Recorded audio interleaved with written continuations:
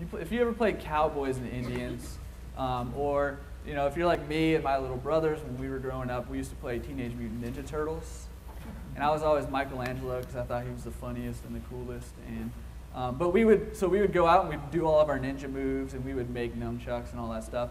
Well, the same sort of like role playing is happening in video games. So now instead of being a 6th grader who's 4'6" and has to carry a backpack that's like goes down to your lower thighs, have you seen those kids?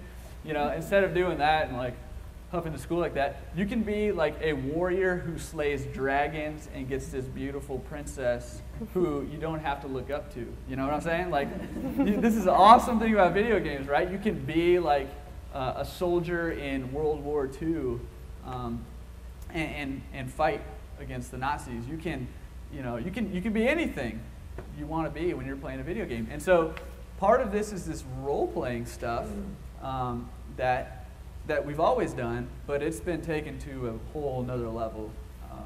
It's a really good way to connect with your friends. High schoolers will go home from school or practice or whatever, or on the weekends, jump on their PS3 or the Xbox 360, and you can party up with your friends so you guys are all playing together, and you guys can talk only to each other so nobody else can hear. And so it's an extension of this like hangout time. So they're still hanging out.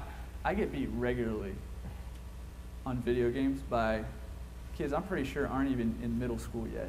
That's a big confidence booster. A lot of kids find some of their identity in that. Maybe you've had the experience, like I know a lot of parents have had, where you're trying to get your kid to stop playing a video game. Come to dinner, it's dinner time. You need to go to bed, it's bedtime.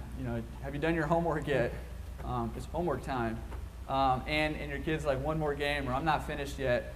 If your kid has a propensity for addiction, or if you have addiction in your family or those kinds of things, it can become an issue that way. I would say not very many kids have that problem, and most kids just need firm boundaries. But also, a lot of kids can go, maybe they're being cyberbullied or classic bullied, and a lot of kids will go to video games in order to escape that and to become someone else, to become the aggressor online.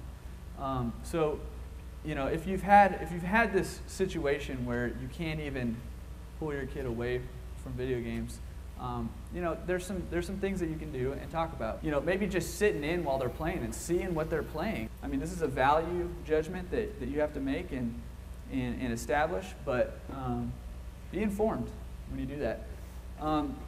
So when you're evaluating, how am I doing with this? If my kid is playing video games of some sort, are you okay with the limits that you set? Do you need to set more limits, or maybe draw some back? Do you monitor time?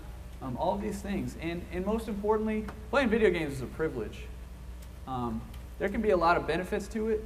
There can be a lot of downsides to it, but it's a privilege